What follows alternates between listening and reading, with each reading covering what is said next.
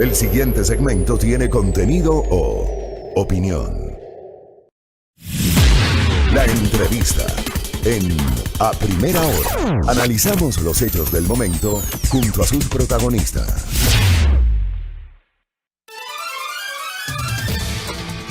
8:13 en la mañana. Antes de dar paso a la última entrevista de la jornada a cargo de Silrat, un par de datos.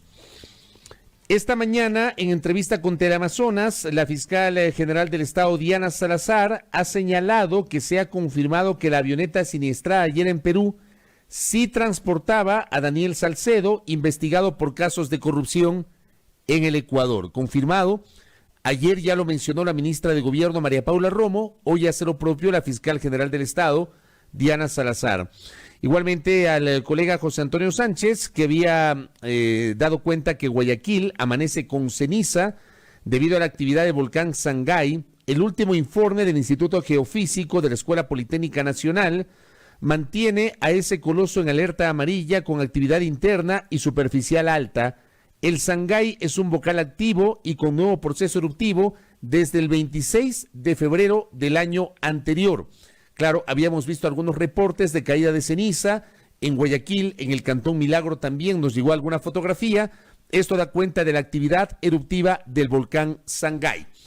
Hablemos de lo que pasó la semana anterior, Silrat, amigos y amigas, en la empresa pública metropolitana de agua potable y saneamiento, con un caso de corrupción que está siendo investigado por parte de las autoridades. Hay detenidos. Llamó la atención justamente que se haya hecho un mal uso de las claves de quienes tenían esa posibilidad. 1,3 millones de dólares en transferencias que pretendieron ser enviadas a Estados Unidos y a Hong Kong. Silrat, por favor. Así es, Fabri, precisamente para tratar este tema ya se encuentra con nosotros Otón Ceballos, exgerente de la Empresa Pública Metropolitana de Agua Potable y Saneamiento. Bienvenido, muy buenos días. Buenos días, Silrat, un gusto, gracias a Radio Majestad por esta entrevista. Muchas gracias por atender este diálogo. Bueno, iniciamos preguntándole precisamente sobre este tema, ¿no? El municipio cuenta con organismos, por ejemplo, como Quito Honesto.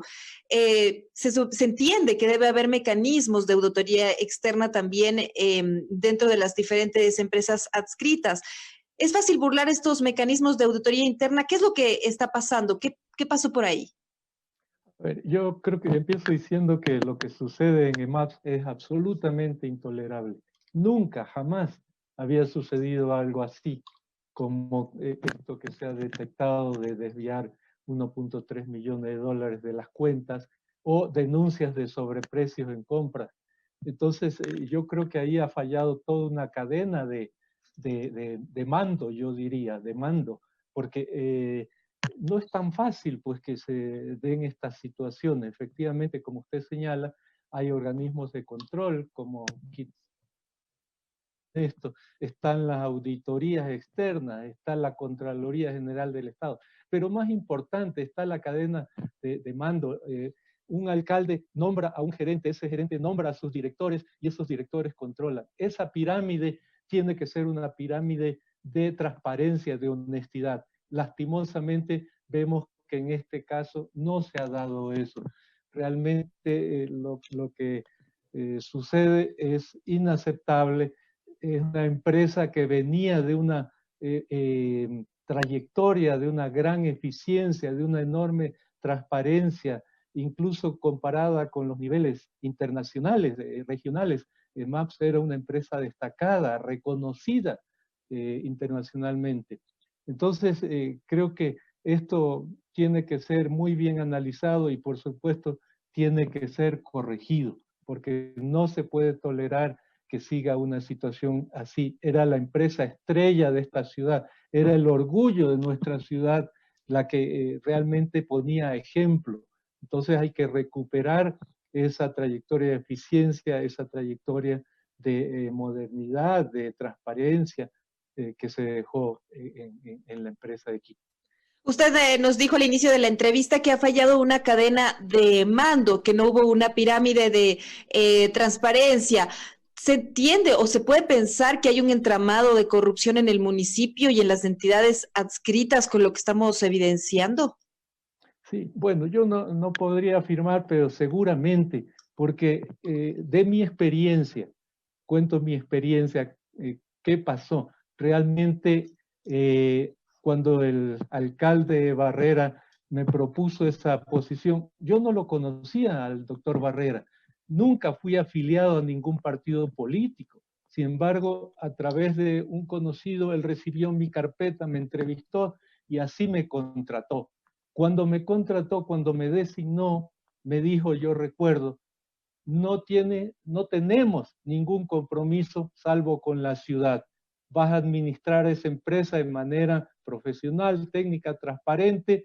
No te voy a imponer a ningún funcionario. Tú vas a escoger, eso sí, me haces conocer y no te voy a pedir ningún contrato, no vamos a meter gente. Entonces, así se garantiza eficiencia en una administración. Entonces, creo que eso ha fallado en esta oportunidad. Hablando de este punto, se supone que para los altos cargos de las entidades municipales se debe presentar ternas con gente técnica y proba. ¿Aquí se evidenció eso? ¿Hubo asignaciones tal vez de cargos por afinidades políticas o de amistad? ¿Cómo mira usted ese tema? Sí, a mí me parece que efectivamente aquí, y eso es el peor escenario que puede suceder, aquí hubo entrega de cuotas políticas, entrega de cuotas, y eso es gravísimo en una institución. Cuando se entregan parcelas de poder, se desestructura todo el funcionamiento de una administración. No se pueden entregar de esa forma de administrar, no se puede administrar así. Hay que buscar personal profesional, hay que buscar gente proba, con trayectoria, que conozcan lo que se llama pues del negocio del agua, del sector de agua potable y saneamiento. Entonces, acá se improvisó gente que venía de Petroecuador, que no conocía absolutamente nada, o de otros sectores hidroeléctricos, etc. Entonces, creo que hay una responsabilidad de la autoridad máxima. Ahora, usted ha dicho que hubo entrega de cuotas políticas, pero ¿a qué cuotas políticas o a qué intereses políticos podría responder? Considerando que el alcalde, por ejemplo, Jorge Yunda, fue elegido por el movimiento de Washington Pesantes, la Unión Ecuatoriana, pero fue elegido como asambleísta por el correísmo. ¿Con quién son las afinidades? ¿Por dónde estarían esas cuotas políticas? Bueno, mire, lo que hay en redes, yo claro, no lo puedo afirmar, porque después igual me puede caer alguna demanda, etcétera. Pero se conoce, pues, que hubo una empresa, Hemco, algo así, que financió la campaña del doctor Yunda y pues luego algunos funcionarios que estaban en la empresa, pues, habían sido funcionarios de esa empresa privada, constructora. Entonces, yo creo que cuando se mezclan esos intereses, la situación tiene los resultados que ya vemos, ¿no? La ciudadanía. Entonces, yo creo que el doctor Yunda ahora tiene una oportunidad de reivindicarse. Quiero destacar algo, mire, la empresa de agua de Quito tenía una trayectoria de estabilidad, pero admirable a nivel de Latinoamérica. El promedio en América Latina de la estabilidad de los gerentes en las empresas de agua es de 2.2 años. Quito tenía 5.6 años de promedio de duración de sus gerentes. Personalmente yo estuve los 5 años de la administración, un poquito menos. La administración posterior a la mía, la del ingeniero Marco Ceballos, estuvo todo el periodo, 5 años. La administración anterior mía de Paco Moncayo, el ingeniero Neira, estuvo 9 años. Y ahora vemos que en un año tenemos ya 2 gerentes, o 3 gerentes, perdón, con el subrogante que está nombrado. Entonces, eso es inaceptable. Como digo, tiene la oportunidad el doctor Yunda con esta designación que ha hecho del doctor ingeniero Luis Gómez, que es un profesional de carrera, muy serio, muy profesional. Yo lo conocí cuando estuve en la empresa, pues tiene la oportunidad de reivindicarse y si tiene un buen desempeño, como esperamos que lo va a tener el ingeniero Gómez, pues ojalá que dure toda la administración del doctor Yunda. Usted nos explicaba que la empresa venía de una gran trayectoria, que incluso tuvo premios internacionales. ¿Cómo, qué pasó? ¿En qué momento se empezó como a venir a menos la empresa? Y sobre todo, ¿qué hacer? ¿Qué acciones tomar para corregir lo que está ocurriendo, no? Mire, en un año han desbaratado las estructuras de gestión, de eficiencia que había.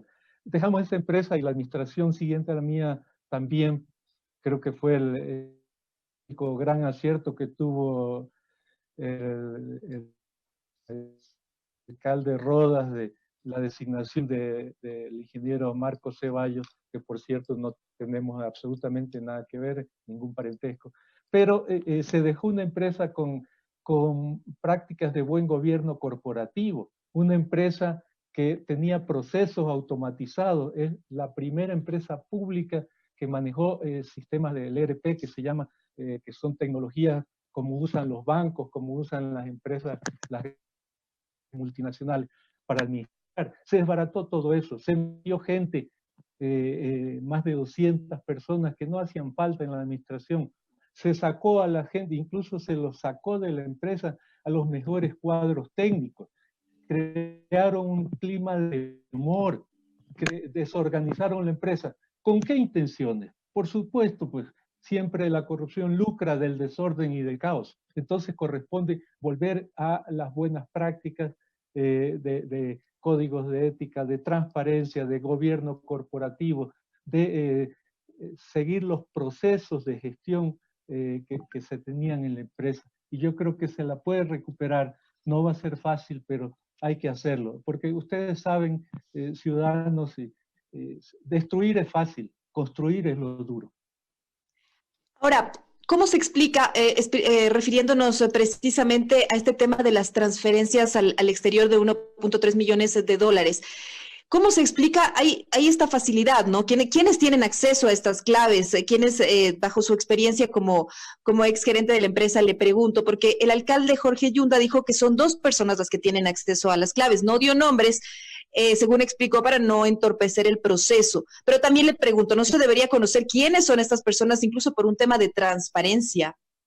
Pero evidente, eso es muy fácil. Cualquier auditor, cualquier investigador fiscal que vaya a conocer ahí, eso es muy fácil saber quién es. Está en el sistema, está la única persona que puede manejar esas claves. Un gerente no maneja esas claves, por supuesto.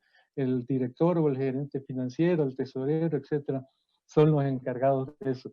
Pero claro, yo creo que eso es solo un ejemplo del desorden que podía haber existido en la empresa ante estas circunstancias de poder desviar 1.3 millones desde las cuentas de la empresa. Como dije, eso jamás había sucedido, jamás, nunca había posibilidades de que eso se dé. Así que yo creo que hay que poner orden, hay que, con esta nueva administración, ojalá que se lo haga de manera eficiente, profesional, ética, y pues que se retome la calidad de empresa por el bien de nuestra ciudad. Nuestra ciudad merece y necesita tener una municipalidad y tener empresas transparentes, eficientes, al servicio de la ciudadanía, de nuestro desarrollo. Quisiera preguntarle además, el alcalde dijo que hubo un ataque al inicio, ¿no? Cuando se dio a conocer todo este tema, dijo en redes sociales que hubo un ataque informático a las cuentas de la empresa, de la EMAPS. Inmediatamente el Banco Central señaló que no hubo dicho ataque o hackeo a las cuentas de la empresa. Esta confusión, tal vez en los mensajes, no deja entrever la transparencia en el municipio. ¿Qué está pasando ahí también? ¿Cómo se lee este mensaje? Mire, yo creo que ese fue un apresuramiento, le engañaron al alcalde. Un alcalde conoce, perdóneme, y un gerente conoce absolutamente lo que pasa en su empresa. Yo recuerdo, pongo como ejemplo, tuve dos casos.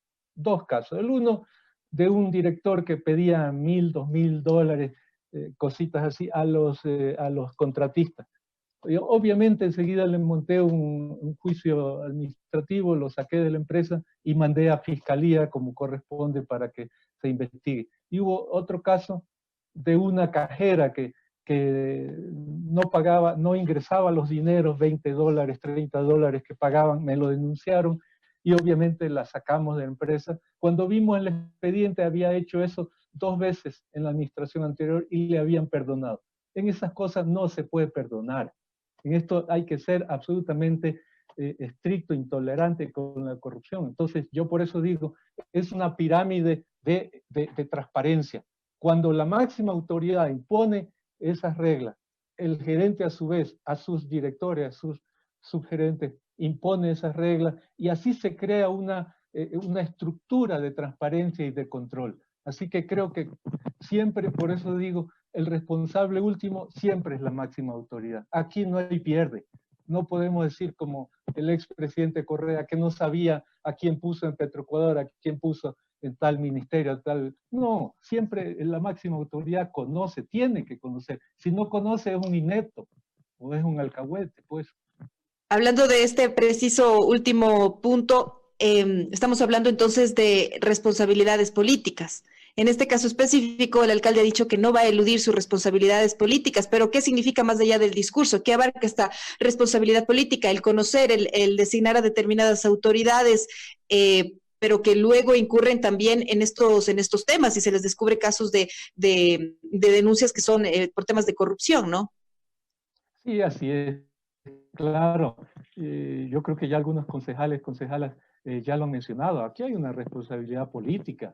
Ahora bien, claro, vamos a darle el beneficio de la duda. La ciudadanía está pendiente de lo que sucede en la EMAP, porque esto ha causado una conmoción enorme. Realmente saber que una empresa de estas características pues, ha estado en esas manos y ha sucedido lo que ha sucedido.